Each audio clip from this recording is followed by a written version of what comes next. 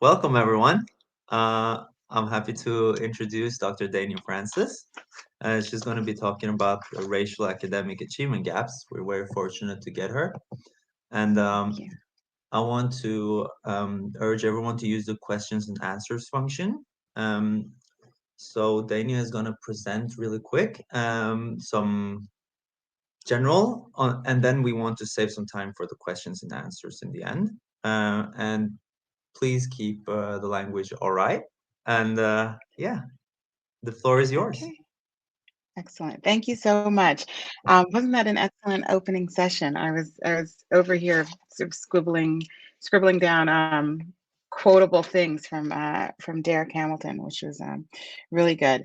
I'm just going to go ahead and share my presentation. Let's see. I think this should do. Okay. So I can't see, once I start sharing this, I can't see anyone else. So I can't see if you all can see this or not. So maybe um, if I could just hear someone tell me they can see it coming up. We hear you all right. It's really good. And can you see the slides? Yeah. Okay, perfect. Thank you. Okay, so I guess what I'm going to talk about today, I guess I've titled it "Structural Explanations of Racial Academic Achievement Gaps," and achievement gaps more broadly. I mean, maybe specifically, people tend to think of achievement gaps as gaps in test scores, but I think of it more broadly as really gaps in almost every. Sort of academic outcome we can think of, in particular, taking advanced courses, graduation, in-school suspensions. There are racial differences in these measures. And so I am going to pay particular attention to today are gaps in advanced placement course taking, and especially AP math and science courses. Why is this important? Advanced placement courses are an important part of the STEM pipeline.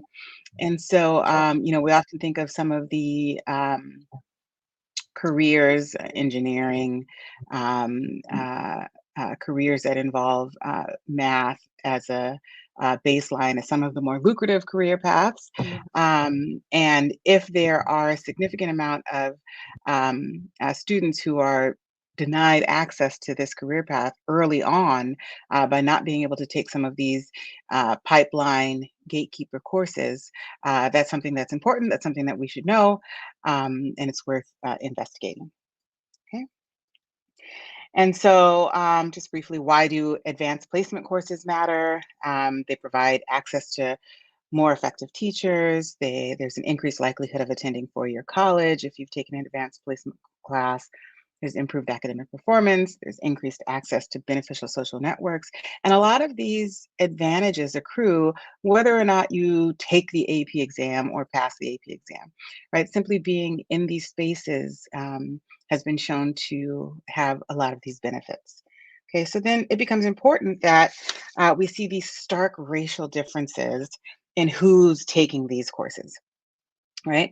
So when we look at advanced placement science and math courses, in particular, what we see, I'm showing you AP course enrollment in 2013, 2014 relative to the percentage of public school population. We see an overrepresentation of white and Asian students and underrepresentation of Black and Hispanic students, in particular in math and science. Okay. And so we may ask, well, then what is it that explains the under-enrollment of academically eligible Black students, in particular, in advanced courses? So research seeking to answer this question has paralleled the literature on explanations for the persistent Black-white test score gap, where both cultural and structural arguments have been employed. Right?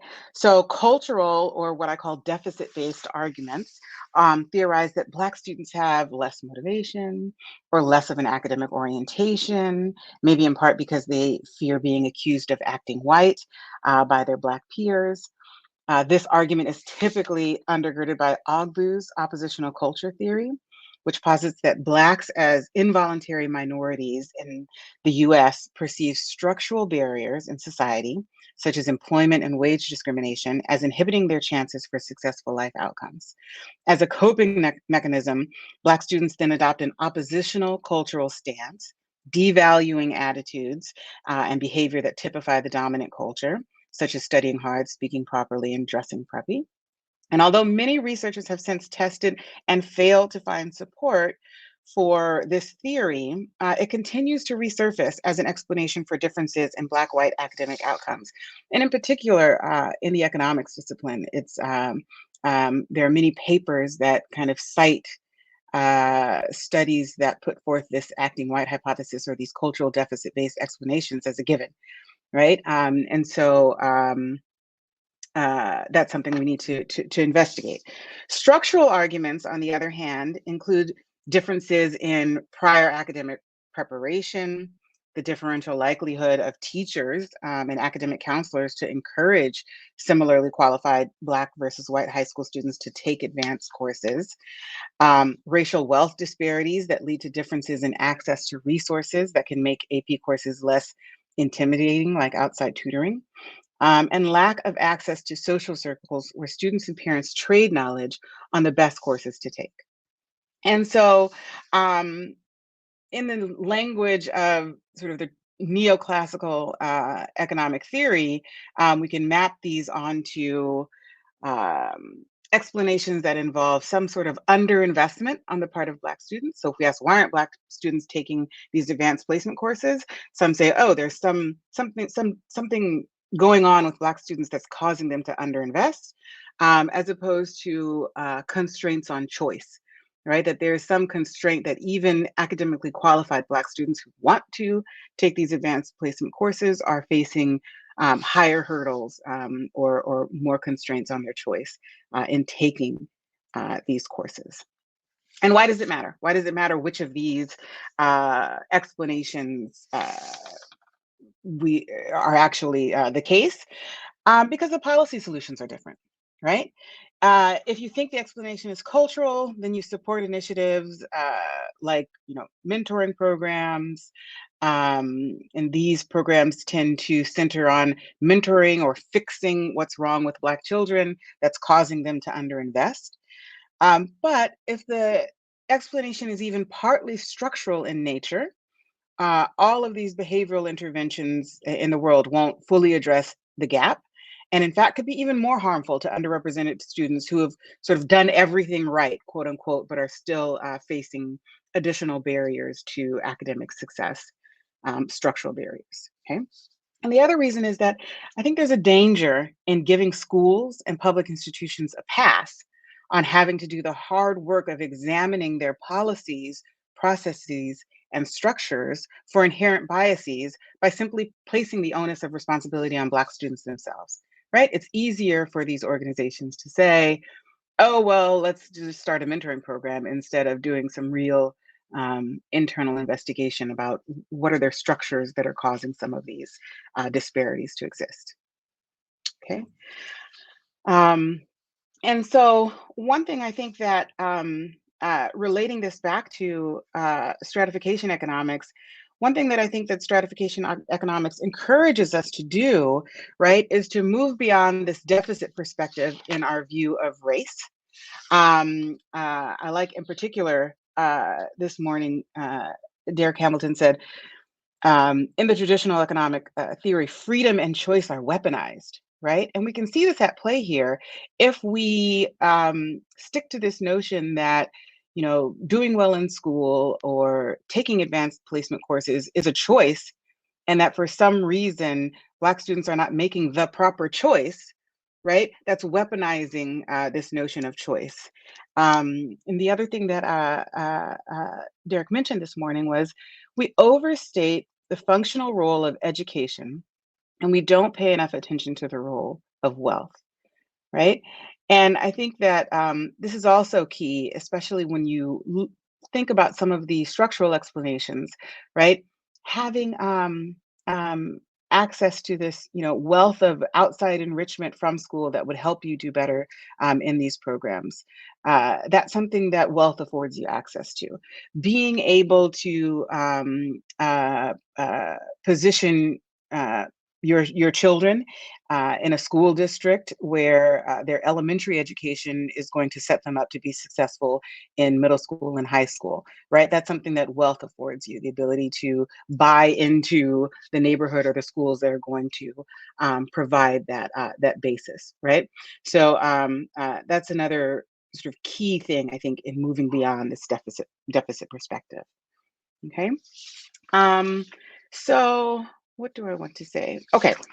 So I think that I really like, there's work by sociologist Carolyn Tyson and co-authors that really kind of sheds light, I think, on this debate between cultural and structural explanations for Black-white differences in AP course taking.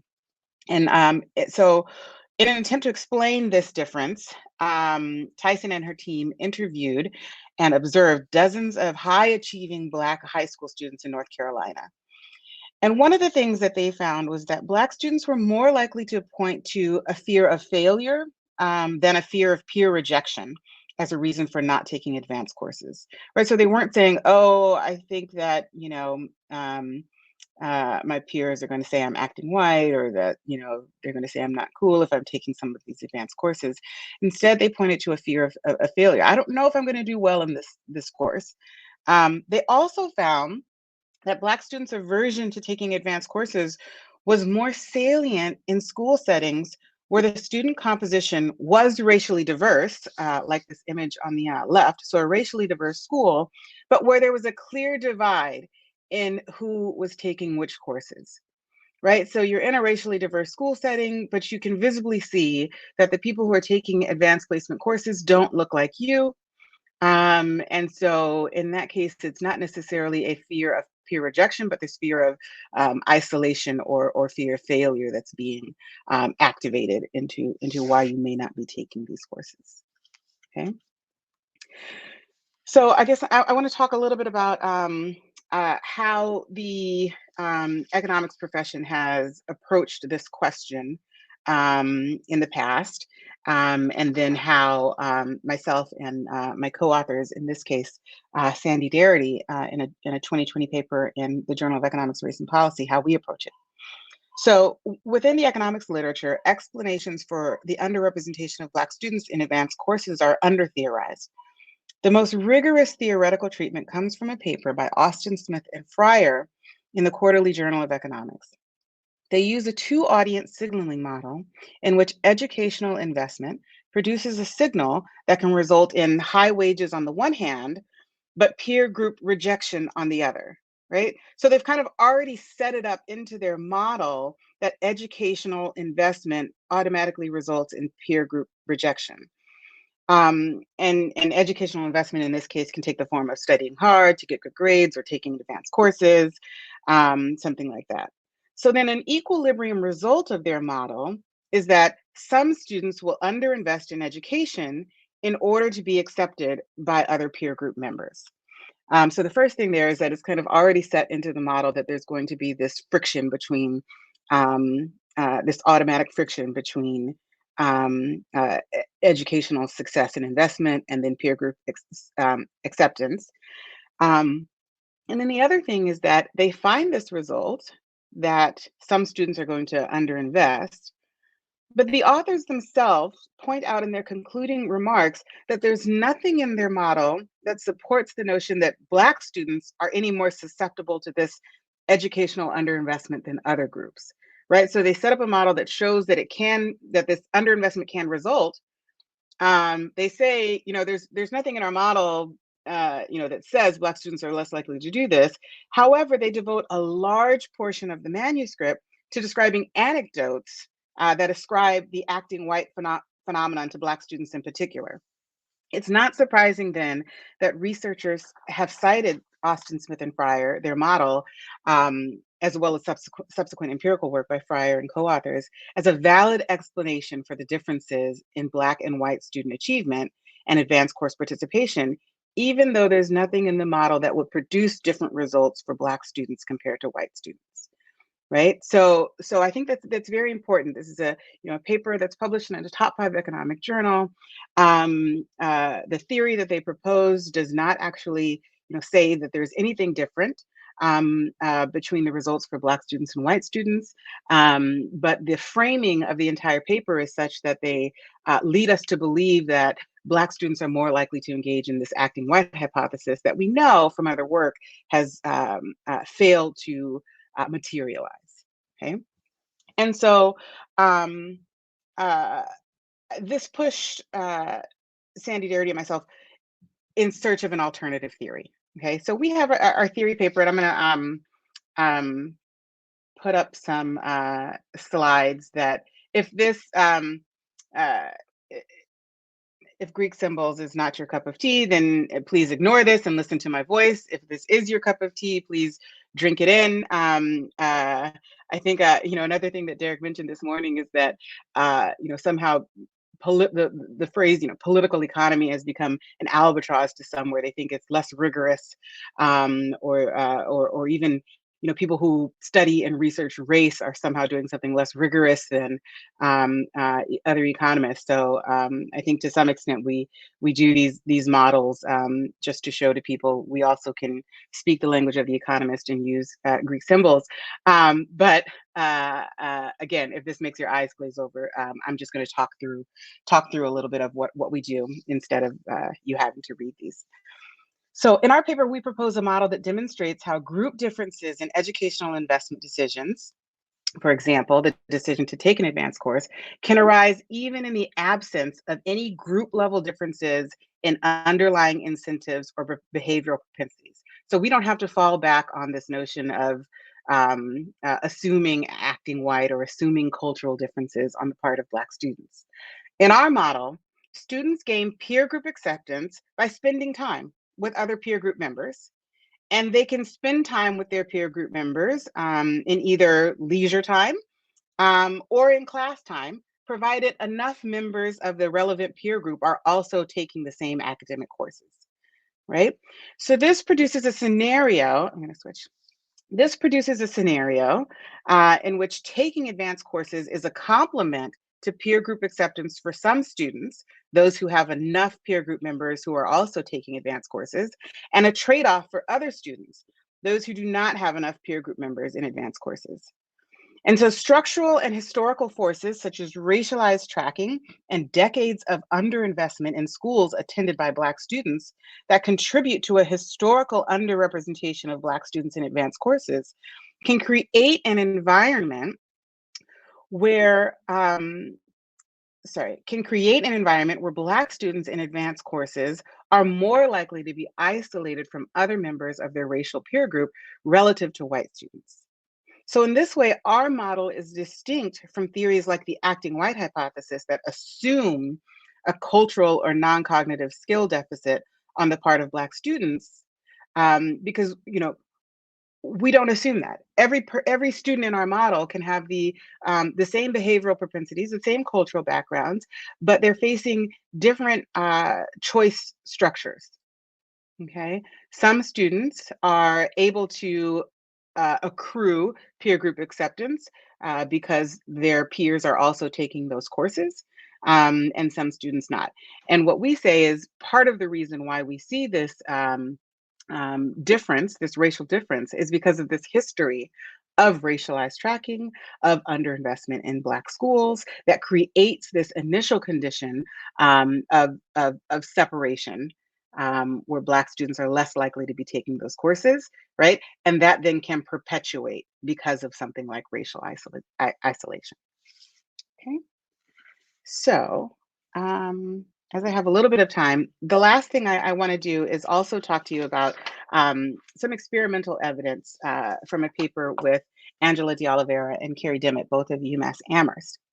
One of the things that I have noticed, and that I think also this morning Derek pointed out, was this notion of, if we see something like racial differences and they're unexplained in our empirical evaluation, many people in the economics field are very, very hesitant to call that evidence of discrimination. Right? We've controlled for education, we've controlled for all of these observable factors, and so there are a subgroup of economists who would say yes. To then maybe the explanation then is that there's some sort of discrimination happening that's keeping Black individuals with similar qualifications from having similar outcomes, right?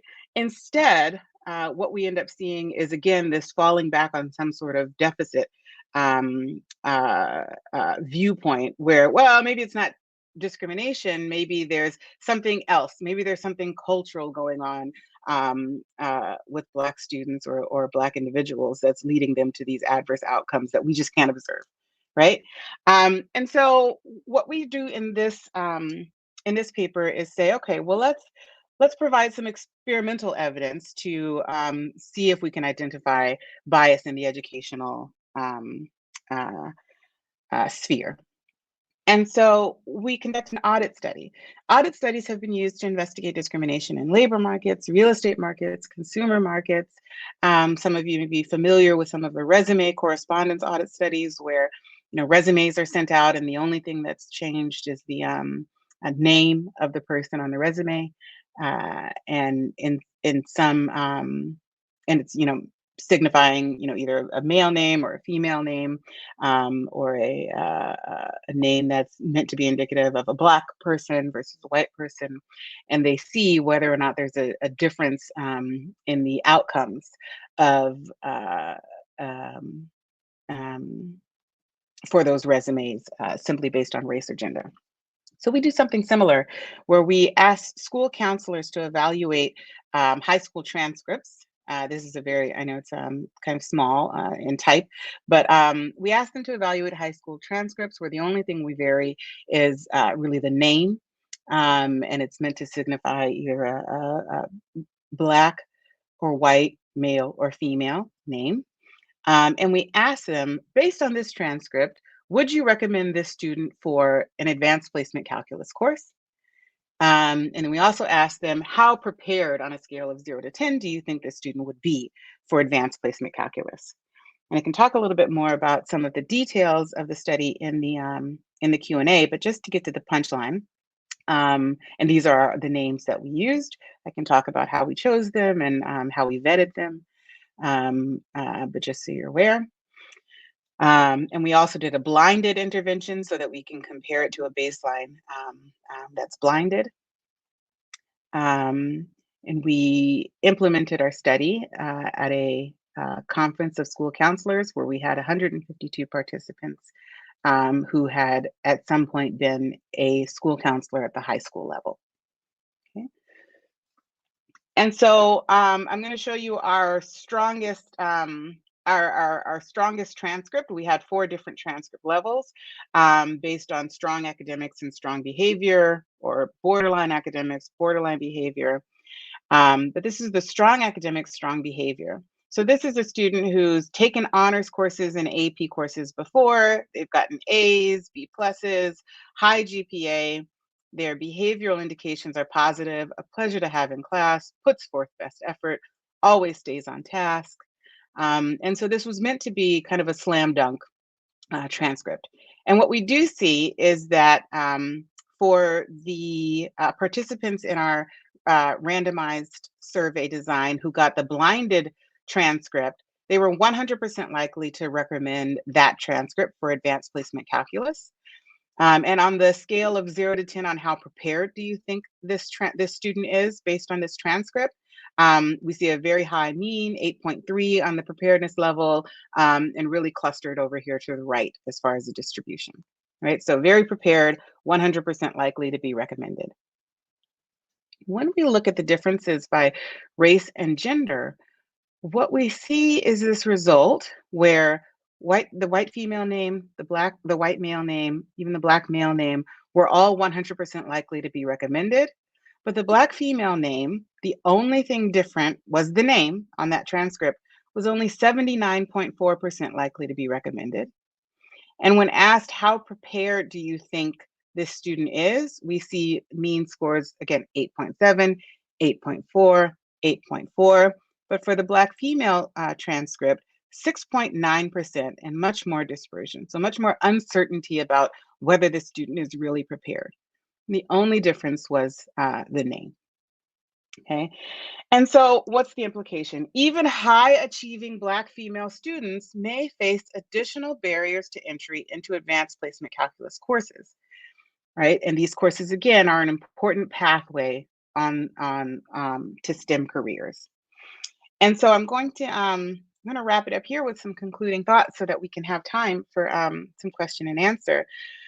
But basically, what I hope I've shown you today is that there's value in moving beyond the um, uh, the sort of traditional neoclassical economics viewpoint of thinking of achievement gaps in education as some sort of deficit on the part of Black students, some sort of underinvestment, and really examining what are some of the structural forces that underlie the decisions, the choice constraints, and making sure that we're doing more than treating race again as this exogenous variable that just appears out of nowhere, but rather looking deeply into how students are differently treated and have different experiences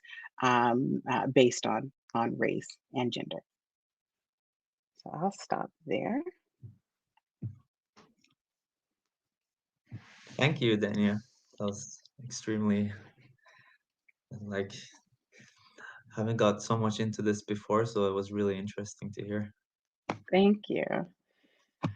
Um, Let me see. There's not been that many questions, so I'm just kind of ask my own question. Okay. Uh, and like, how do you see the experiments role in the evolution of economics, or like, how do you see that the aspect of using experiments to kind of Yeah. show what you found? Because it's really interesting results.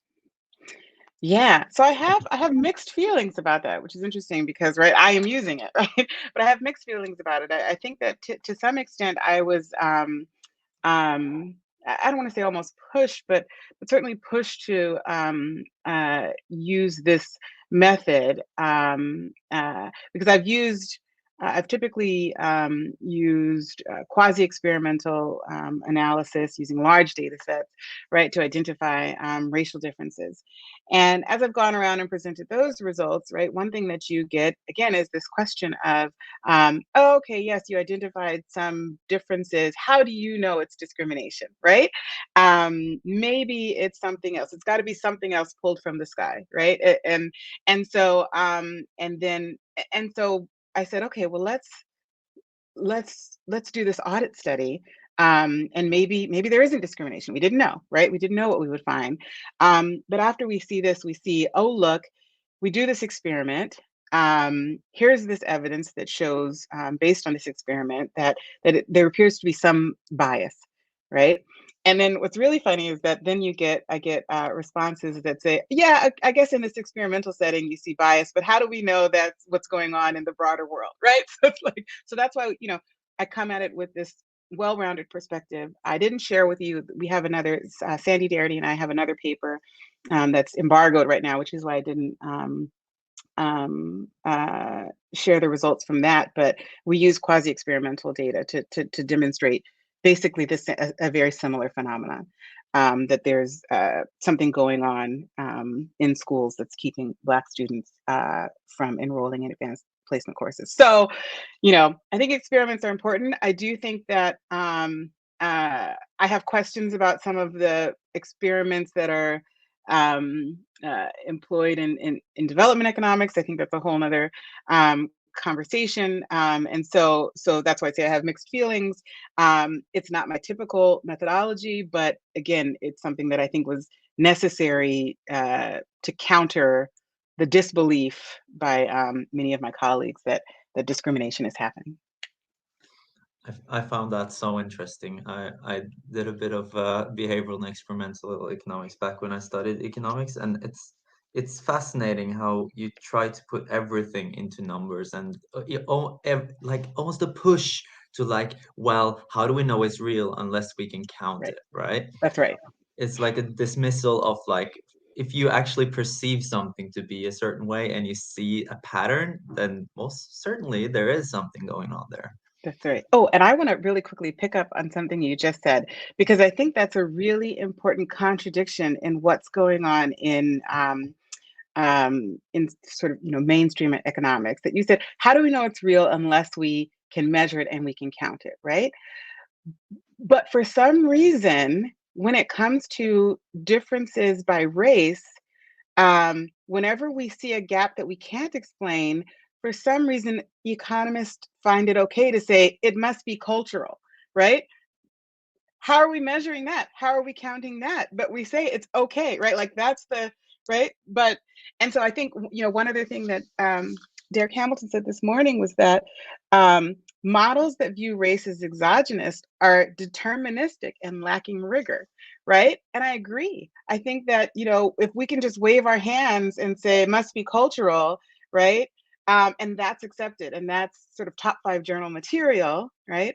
But folks who say, well, actually, let's do a model that explores what's happening with race becomes, fringe, right? Like, radical thinking. So, okay, thank you. Wonderful. Should I read? There's another. Okay. Yeah, there's another one. Have you already read it, or you want me to read it out? You go ahead and read it out. I'll read it. Okay. If So I Dan forget it. McGee is asking, well, the first paper suggests some feedback between resources and AB courses. Highly resourced students can more easily take AP, and AP part of a pipeline to potentially remunerative careers, making next generation more resourced. Is the If there is this feedback, where can a policymaker most effectively intervene? Practical one. Mm. Yeah, this is a good question. And so this is where I wish I were able to say more about the paper that Sandy and I have been working on. That's forthcoming. It's going to be in Russell Sage Journal. But one of the things that we do there is we demonstrate empirically some of this feedback, right? That if that Black students in racially tracked high schools, where there's a clear divide in who's taking advanced placement and who's not, are less likely than to take advanced placement courses, right? And just a small increase in the percentage of Black students who take those courses would result in a significant increase in the likelihood of underclassmen who see those upperclassmen taking those courses taking it themselves, right? So what we're kind of saying there and demonstrating there is that it's quite possible from a policy standpoint to do a concerted, you know, uh, even one-time effort in getting more Black students, really Hispanic students too, because they're underrepresented, into those courses in a way that will have some feedback on the following um, uh, classes of students. But the flip side to that is that we've demonstrated then that in the absence of some sort of effort, that these things can perpetuate, right? Even if we don't have, racialized tracking anymore, let's argue like the detracking movement of the 1980s in schools in the US, for example, people say, oh, we don't do tracking anymore. I think the experimental evidence I just presented shows that there's still something going on that's, leading students into different directions. But even if we believe that the, rigid tracks are gone, this legacy of racialized tracking can continue to perpetuate even in the absence of harsh tracking. And so I think that policy-wise, again, a concerted push with support, right? You can't just drop people into AP courses after having given them under-resourced primary and middle school education and think they'll do fine. So a concerted push to get students into those courses with help would, I think, make a difference. But again, that's sort of nibbling at the edges. I don't think I'm speaking out of turn for Sandy, given some of his other research, when I say that we would also possibly propose, let's stop this tiered education altogether, and let's give students, all students, an enriched education environment with the support. And I think that that is a better, bolder policy move than some of this nibbling on the edges. Good answer. Good to like take it back to like that this is highly structural and like you can always change some policy here and there, but of course there are more like deeply embedded structures there that are problematic. That's right. I like I'm not from the US. I'm Norwegian, and AP courses is something I'm just not familiar with them at all. Can you just Sorry. explain like in just what is an AP course?